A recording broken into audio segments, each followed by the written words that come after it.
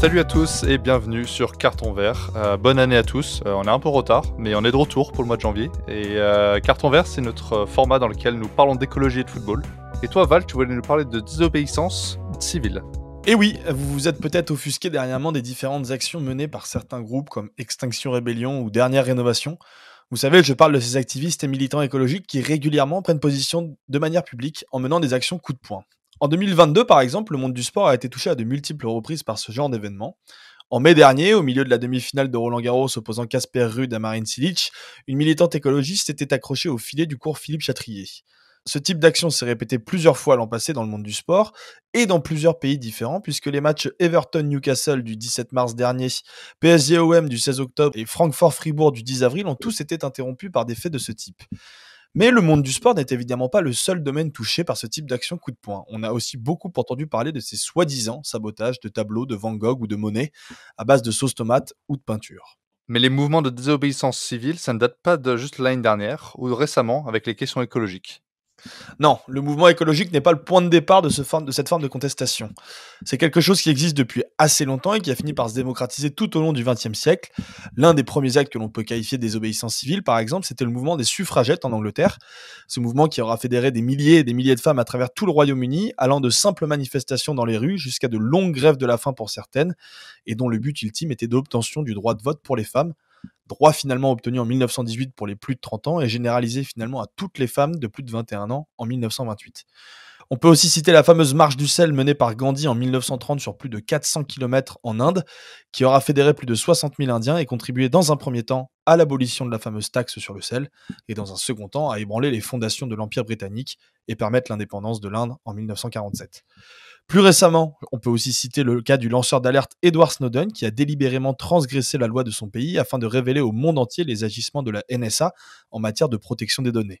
Des révélations qui ont mené à des lois sur la protection des données dans multiples pays dans le monde.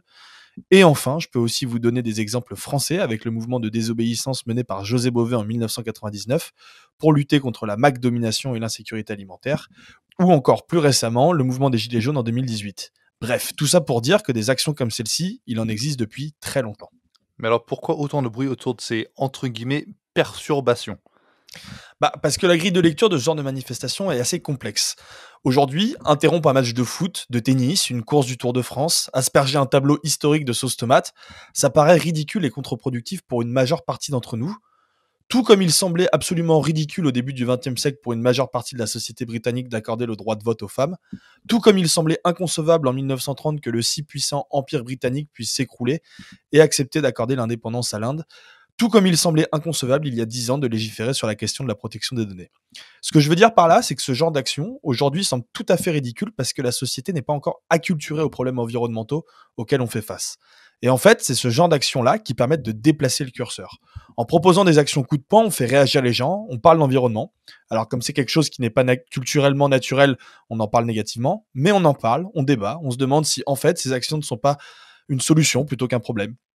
Et ça, c'est un procédé rhétorique qui s'appelle la fenêtre d'Overton. C'est quelque chose qui a beaucoup été utilisé récemment, notamment par les partis politiques d'extrême droite dans leur politique de dédiabolisation, et qui consiste à marteler une idée qui paraît extrême, pour qu'à force de la répéter, cette idée soit finalement acceptée de tous. Alors l'exemple du FN n'est pas bon puisqu'il est négatif, mais de tout temps, sur toutes les avancées sociales qu'on a connues à travers le monde, il y a toujours eu un flanc radical qui est venu déplacer le curseur de ce qui était entendable et compléter le travail d'un flanc plus modéré. Les suffragettes, Gandhi, Snowden, José Bové et aujourd'hui Extinction Rebellion ou Dernière Rénovation, c'est eux les flancs radicaux dont je vous parle.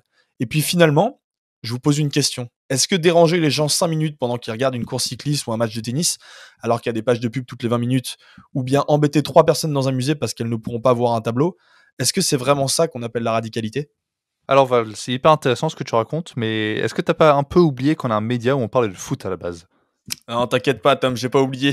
Je sais qu'à un moment donné, il faut que je revienne à notre cher football. En fait, ce que je veux vous dire à travers tout ça, c'est que peu importe le sujet, il est important qu'il y ait des gens de tous les domaines qui défendent les causes qui leur tiennent à cœur. On sait que dans le monde du foot, il y a un retard très important quand on parle des enjeux environnementaux, mais ça existe, et c'est pour ça que nous, on a décidé de faire ce podcast, pour mettre en valeur des joueurs, des clubs qui tentent de faire avancer les choses. Le monde du foot est tellement en retard sur les sujets environnementaux que c'est en quelque sorte notre flanc radical à nous. Et donc, je voulais prendre une minute pour vous parler d'un joueur qui a décidé de s'investir dans cette cause-là. Ce joueur, c'est Morten Thorsby. C'est un joueur norvégien qui évolue depuis l'été dernier à l'Union Berlin.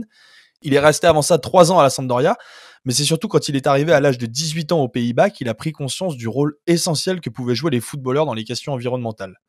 Il déclare: un soir, je me suis assis autour de la table avec mes parents. Je doutais tout simplement de mon utilité en tant que footballeur en pleine crise environnementale. Je pensais même tout arrêter.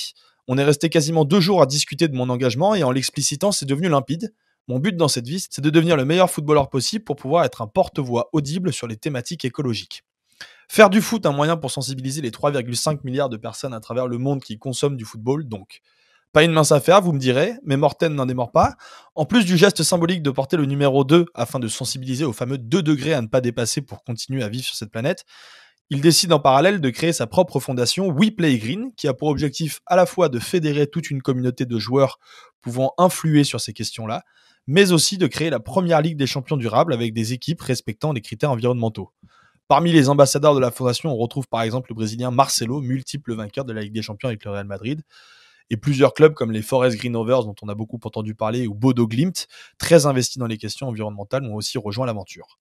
Alors, nous ne sommes pas ici dans un cas de désobéissance civile claire, puisqu'aucune loi n'est transgressée, mais ce projet sert néanmoins à mettre en lumière et sensibiliser à une cause essentielle. La forme n'est pas la même, mais l'objectif reste le même, déplacer le curseur vers un monde plus vert. Merci Val pour cette belle chronique. On se retrouve très vite sur 11e art avec plein de nouvelles émissions. Bonne année à tous et à bientôt.